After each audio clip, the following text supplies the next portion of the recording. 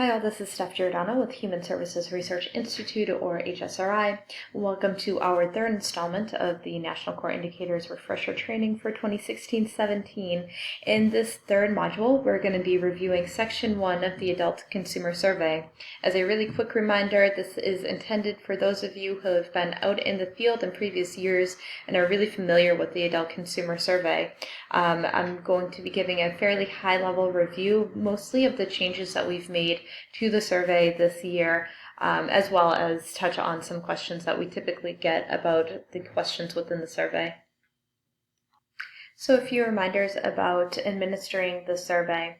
First, Section 1 is only for the person who's receiving services. This section includes those more subjective questions. So if the person likes where they live, they have places to be alone in their home, if they ever feel afraid or scared in various aspects of their life.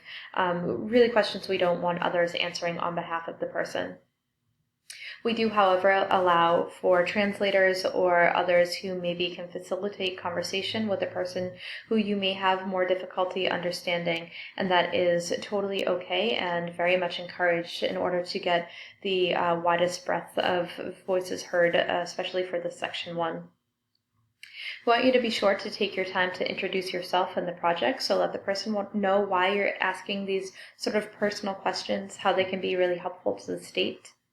You want to remind the person that participation is totally voluntary, so they can choose not to do the survey at all. They can choose to skip questions that they don't feel comfortable answering. You want to make sure the person knows that there are no right or wrong answers, so we're really just looking for how the person feels, what they think. Services will not be directly affected by how they answer the questions. And the survey is totally confidential, so you will not be going back to case managers or staff and relaying what the individual said. As much as possible, you want to use familiar names and terms, which you may get from the pre-survey form earlier in the survey.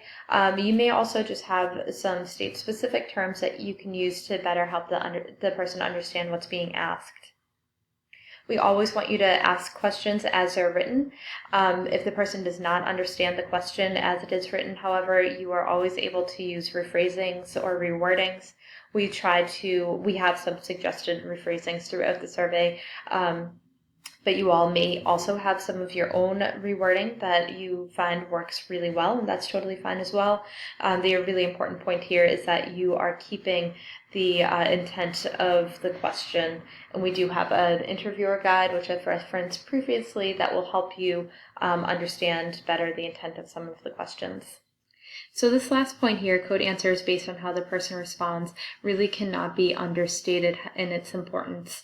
One of the really kind of main central tenets of this project is to get the perceptions of individuals receiving services and understand better the experiences they have with the services and supports that they receive. So we always want to make sure that we are capturing information based on what the person gives us, not what we know of the service system. So please never change how a person answers a question. All right, so here we are in Section 1 of the Adult Consumer Survey, so the start of the face-to-face meeting with the individual. And we do start off with that agreement to participate. This is just a sort of reminder, really, for you all to make sure that you're getting consent from the individual to do the survey, so they know, again, that this is totally voluntary. We do start off now with those questions about the home. For each of the subsections throughout Section 1, Section 2, we have those kind of scripts that introduce the types of questions that are going to be asked. You can feel free to use the script that we have or use your own. We do just suggest making sure you have some kind of transition when we're switching topics of questions. So the first question, do you like your home or where you live? The person may say no or give an in-between response. In that case, you want to find out what the person doesn't like about where they live. If that's the case, this is a check all that apply. I just want to note here that we do not want you to read off this list. Instead, we want you to have the person let you know what they don't like about their home and check off the responses that make sense based on what the person responds. If one of their responses does not fit into the predetermined box, you can use this other and then write in their response here. Then question 3 is, would you like to live somewhere else? Just a note here, the person may have said that, yeah, I really like my home, but they also may say that, yeah, I would like to live somewhere else. This is a place where it may feel like conflicting answers, and so especially early on in the survey, you should do some follow-up to make sure that the person is understanding your questions, not just saying yes to what you ask, but are really kind of thinking about what they about their living situation. But after some follow-up, you may very well find out that both of these should be a yes response. But again, just making sure, especially early on, that the person is understanding questions is really important. We have some questions about privacy. Just a really quick note here. Question 4, did people let you know before they come into your home? This does include staff who have keys. So what we essentially want to get at here is knowing that the person still has some control over over staff, their entrance into the home, even with keys, so that they're knocking before they come in, that they come when they're scheduled or expected, some of those sort of indicators. We then get into questions about employment and other daily activities. So we start off with question 7 here. Do you have a paid job in the community? This is a question that we know can be really difficult to have a person understand, especially if they're working in a facility-based setting. We do want you to try and describe what we mean by a job in the community, meaning that they're both getting paid and doing work that's around people without disabilities. You may have information from the pre-survey saying the person works at a particular place. You can certainly use that information here. Please do always, though, ask the question even if you do have pre-survey information, as that information may sometimes be outdated. If the person's not working in a community job, you're going to ask if they would like to have a job. And if they are working, we have those kind of follow-up questions about if they like where they work and if they want to work somewhere else. Question 11 we had last year, but tried to clarify a bit more about what we mean by day program and sheltered workshop. For people who are attending one of those activities, what we now have for question 12 is pretty different from what we've asked in the past. So we say, I'd like to know about the amount of time you spend at the day program or sheltered workshop. We have 4 choices to choose from, and essentially what we want to find out is whether they're happy with the amount of time they're spending at that activity. And so you would go ahead and read off those 4 response options. Then we find out if the person is doing any kind of classes or training to get a job, get a better job, or what we added this year, keep the job that they have now, or do better at the job that they have now. And then we ask about volunteer work.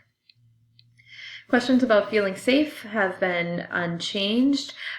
We do want to remind you that this question 15, are there any places where you feel afraid or scared? This is a check all that apply. This is also one of the few spots in the survey where we do want you to read off the response options here. So each of these you're going to read through and ask if the person feels afraid or scared in that situation. Questions about friends and family are mostly unchanged from last year. However, those of you who've done the survey for several years may remember that last year, this question 18, do you have a best friend or someone you're really close to, was omitted. This is back this year by popular demand from states asking to have this re-put into the survey because they feel that this is a really strong indicator of the types of relationships people have with their friends.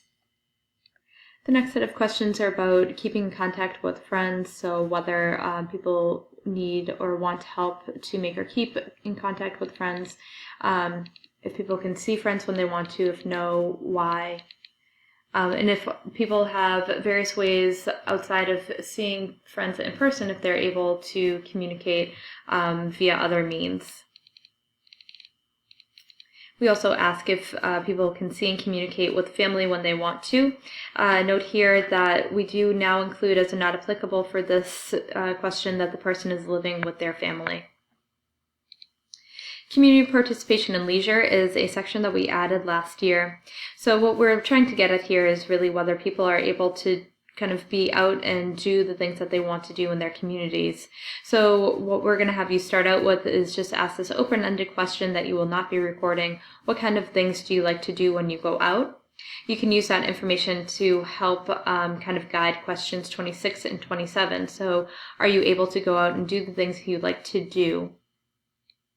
And then do you get to do the things you like to do as much as you want to? And you can substitute those things you like to do with what the person said that they typically enjoy doing in their community. Question 28 is about being at home. So is there enough that the person is able to do when they're home to keep them from feeling bored?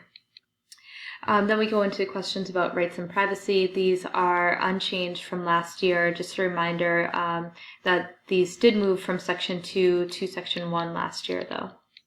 Questions about satisfaction with services and supports. These are those questions about the case manager, about service planning, and about staff.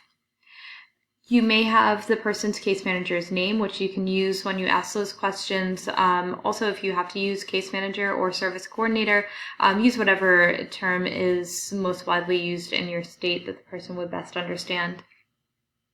Again, mostly unchanged here. So if the person met the case manager, if the case manager asks what the person wants, and if the person is able to contact the case manager when they want to.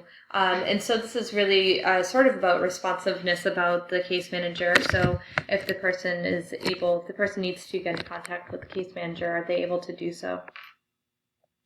We then ask question 36, do you have a service plan? Again, this is a spot to use whatever is the kind of state-specific term for a service plan.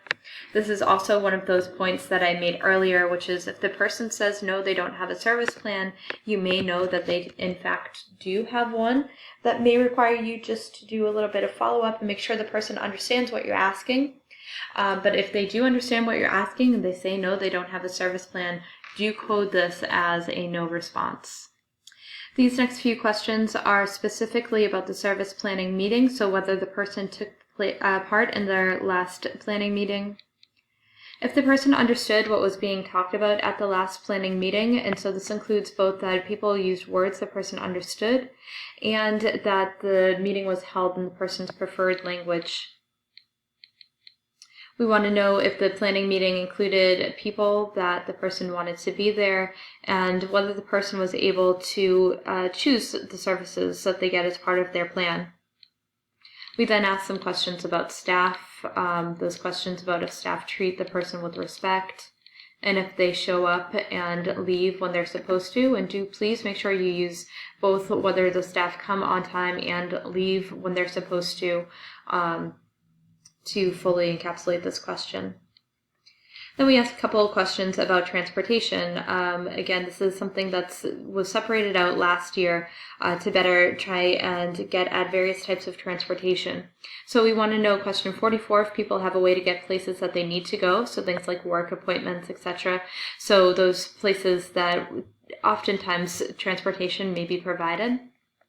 But then 45, separately, we want to make sure that people are also able to get places that when they want to do something outside of their home for fun. So going out to see friends for entertainment, if they can get a ride when they want one. And this both means that the person is able to get a ride to go somewhere and is able to get a ride when they want to come back, not that they're on somebody else's schedule. And finally, question 46, which is a new question, are services and supports helping you live a good life? Finally, we have this question that is for you, the surveyor. In your opinion, did the individual appear to understand questions that were answered, and did they answer in a consistent manner? This question is incredibly important. This is how we determine at HSRI whether Section 1 of the survey is valid and will be used for analysis for reporting. Only mark this no response, that the person did not give consistent and valid responses, if there is not a single answer that you feel the person was able to respond to validly. For all other instances, if the person was able to answer even a couple questions throughout the Section 1 and what you felt was a valid manner, you're going to check off yes. You're going to code those questions that the person answered validly the way that they answered the questions. And for all other questions, check off that 99 unclear response. So again, the only time you use this no response is if the person was unable to answer any questions throughout Section 1. And this takes us to the end of our Section 1 review. On the next module, we'll review Section 2 of the survey. Thanks so much for listening.